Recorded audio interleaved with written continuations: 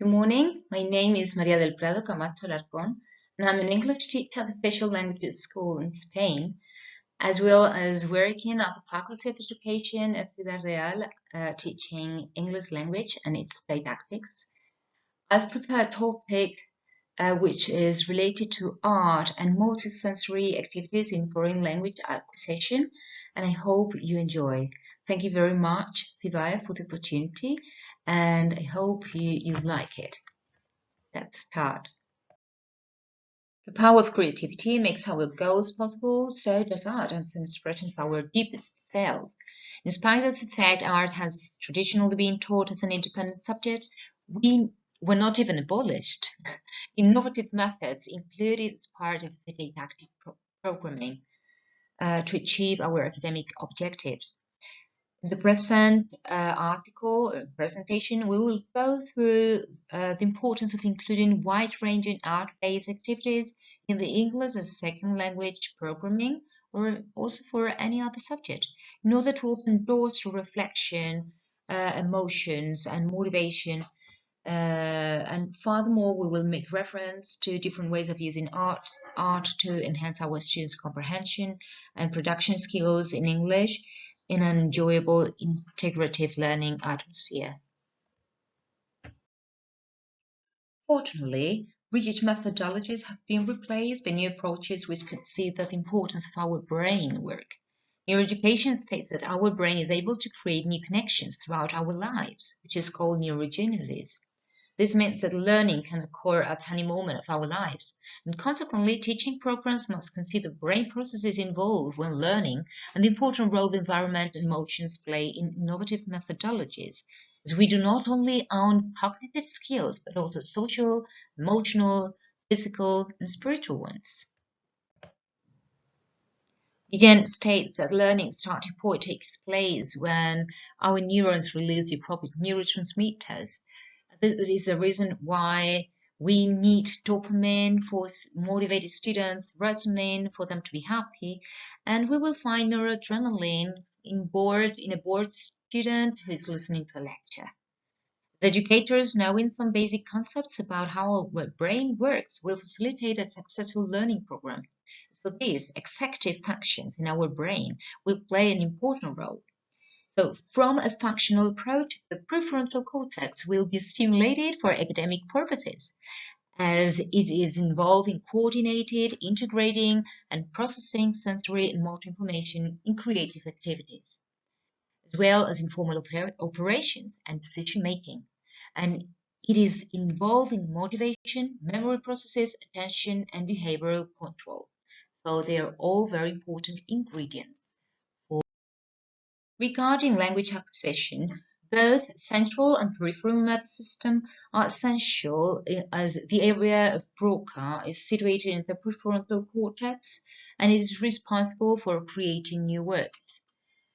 Whereas Wernicke's area is responsible for language comprehension and it is situated in the temporal lobe. Memory states that every stimulus can be transformed and codified in the form of a language, since in order to fulfill effective linguistic communication, all the surrounding structures will be interconnected. Art education allows us to create mental habits and basic competencies, such as creativity, problem solving, and critical thinking, which are not just related to developed curricular contents, but they're also related to our social nature, and we appreciate others' expressions, so we appreciate others' point of view. Creativity can be trained, and it enriches our cognitive flexibility and divergent thinking. With more Begetter states that promoting creativity in class, we will have some positive effects on our students' creative progress. And within that purpose, Begetter and Kaufman suggest teaching creative thinking, promoting observation and discovery, create a learning atmosphere, and boost their intrinsic motivation in this learning atmosphere in which they feel at ease, and so that the creative process can take place. Research examines creativity from 3 different perspectives. Number 1, creative teachers' qualities. They must be knowledgeable, intuitive, self-confident, and non-conformist, so that they can make their students develop such qualities as well. 2, the way creativity is implemented in their teaching. They must know about their students' lives and interests so that they can learn methods which are adapted to them, and create activities so that participants need to take risks, make decisions, use fantasy, and develop their original thought. Last but not least, a creative teacher will use technologies, as technological tools are very motivating for our students. And 3, the school can contribute to creativity blooming by supporting creative teachers and working collaboratively to achieve the same aims. That being so, the school must be motivated and open to innovation.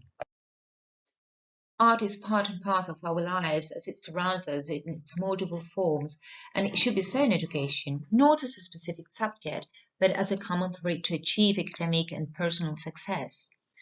And the benefits of art and sensory activities, according to Foroki and Hashemi, express their ideas in oral and written productions, build on previous knowledge, connect written and spoken language, learn in a significant way, develop self-esteem, enhance creativity, develop an appreciation of the past, learn from similarities and differences, comparing their own and the target language, foster higher order thinking skills, promote high levels of analysis, reasoning, questioning, support creative thinking, model problem solving, and emphasize interpreting and communication of ideas, and enhance the students' ways of observing, responding to, and representing the world. Language acquisition is a creative process itself. So this is the reason why we must highlight the importance of providing our students with relevant input, as the more information they have access to, the more easily they will create new structures of their own. So as the use of art and sensory activities in class will facilitate the awakening of all senses in a positive learning atmosphere in which they will feel at ease to communicate, to solve problems, to take decisions. As a result, by using creativity in the ESL classroom, students will be more productive in their oral and written productions, but they will not get effective linguistically, but they will also improve executive functions and social-emotional competence. Thank you, Matteo, because you always inspire me and you're the reason for me to work hard and keep learning. Thank you for making me experience the world again through your eyes. You're my growing seed of motivation and love. Thank you to my parents, Jaime Camacho Nieto and Rosalina Alarcón Sánchez, for all the effort and love. To my grandparents, Valentina Alarcón and Petra Sánchez, because you have created the most wonderful masterpiece ever. To my very creative siblings, Maribel, Rosalina, and Jaime, and siblings-in-law, Julian and Anna, because your talent and your originality make each of you unique. And to my dear imaginative students for being always willing to learn differently and teach me so much. These are some pictures of my students. These are my lessons. I teach English, but music, dance, performances, and creative activities are present every day. Last but not least, I would like to show you these pictures to show that creativity is everywhere and it can be integrated in a holistic way. Thank you very much, Laura Soriano Doctor and her family, for this wonderful experience.